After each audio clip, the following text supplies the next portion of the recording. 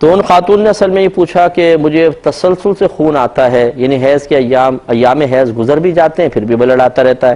تو کیا یہ حیض ہی ہے؟ انہوں نے گمان کہ شاید یہ حیض ہے اور حیض میں نماز معاف ہے، تو کیا میں نمازیں چھوڑ دوں؟ سرکار نے فرمایا کہ نہیں، اور آپ نے فرق بتایا کہ ایک خون حیض ہوتا ہے اور ایک بیماری کا خون ہوتا ہے، ان دونوں میں فرق ہے۔ خون حیض تمہیں نماز سے روکے گا، بیماری کا خون نماز سے نہیں روکتا ہے۔ یاد رکھیں جو ایام حیض میں خون آتا ہے اس کو حیض سے تعبیر کرتے ہیں، اور جو پھر عام دنوں میں آ جاتا ہے ایام حیض کے علاوہ آ جاتا ہے اسے استحاضہ کہتے ہیں۔ الف سین تے پھر ہے حلوے والی پھر الف ہے، استحا، اور عربی کا اگر دیکھیں تو ضا ہے، ضاد جس کو کہتے ہیں ضاد اور ہا، استحاضہ، اور اردو میں استحاضہ کہہ دیتے ہیں زے کے ساتھ، تو یعنی ہے ضاد ہی لیکن اردو میں ہم زے کے ساتھ تلفظ کرتے ہیں استحاضہ۔ استحاضہ کا مطلب ہی ہے بیماری کا خون۔ اب پہلے تھوڑا سا سماعت فرما لیں کہ حیض کی کم سے کم مدت 3 دن ہوتی ہے اور زیادہ سے زیادہ 10 روز ہوتی ہے، لہٰذا اگر کسی بہن کو 1 دن بلڈ آیا 2 دن اور پھر نہیں آیا تو 3 دن سے کم جتنا آئے گا وہ سب استحاضہ کہلائے گا، اور اسی طریقے سے اگر 10 دن سے اوپر بلڈ نکل جاتا ہے وہ بھی استحاضہ ہے۔ لیکن اس میں یہ ضرور تفصیل ہے 10 دن سے اوپر نکلنے میں کہ اگر کسی بہن کو 10 روز حیض آتا ہے، ہر مہینے 10 روز، تو پھر تو بس کوئی مسئلہ ہی نہیں ہے، 10 سے اوپر جتنا بھی آئے گا وہ استحاضہ ہے، کوئی مسئلہ نہیں۔ لیکن اگر کسی کو اس سے کم آتا ہے، مثلا 5 روز حیض آتا ہے، 6 دن یا 7 دن آتا ہے، اور ایک دفعہ ایسا ہوا مثلا 1 مہینے 7 دن آیا، اگلے مہینے 8ویں دن بھی آ گیا، حالانکہ ان کی عادت 7 دن کی ہے، تو جب تک 10 دن پورے نہیں ہو جاتے،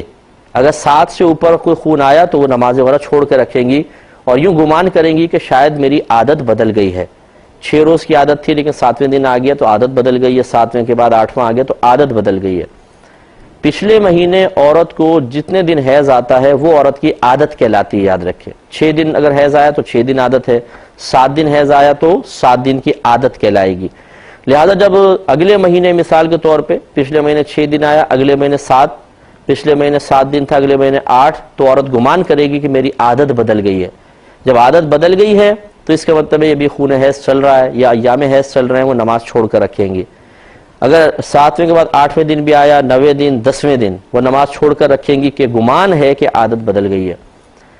اگر 10 دن تک رک گیا بس خون، اس کے بعد نہیں آیا تو بس ٹھیک ہے، عادت بدل گئی، اب 10 روز حیض آ گیا تو باقی دن نماز وغیرہ ادا نہیں کی انہوں نے، اور ان نمازوں کی قضا بھی نہیں ہوتی ہے۔